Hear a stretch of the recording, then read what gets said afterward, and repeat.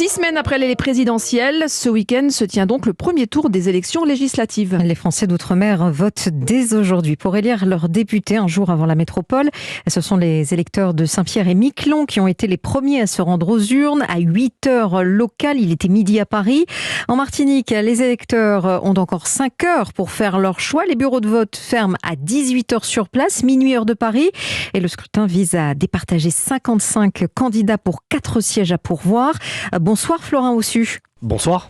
Correspondant d'Europe 1 en Martinique, Florin, les chiffres officiels de participation sont tombés et confirment à la mi-journée une très forte abstention. Effectivement, à peine 7,2% des électeurs se sont rendus aux urnes à la mi-journée. Le chiffre est en recul de 2 points par rapport aux données récoltées il y a 5 ans à la même heure. L'année 2017 avait été marquée par un très fort taux d'abstention à la clôture des bureaux de vote. 74% des électeurs avaient boudé les urnes. Ce matin, pourtant, quelques Martiniquais ont tenu à être parmi les premiers à voter.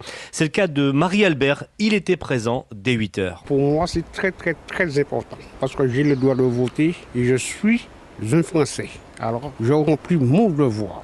Un sentiment que partage également Angélique. Trop de personnes se sont battues pour que j'ai le droit de vote. Vu comment les choses vont, je pense qu'il y a eu trop d'abstention et aujourd'hui on a ce qu'on a. Quant à savoir comment départager les candidats, la mère de famille a choisi la méthode la plus simple. Je me suis simplement rapprochée de celui qui, à mon sens, correspondait plus à mes convictions. Verdict à partir de 18h ce soir, heure locale. À l'inverse du scrutin présidentiel, les résultats seront connus ici dès la fin des opérations de dépouillement ce soir. Florin Ossu, correspondant d'Europe 1 en Martinique.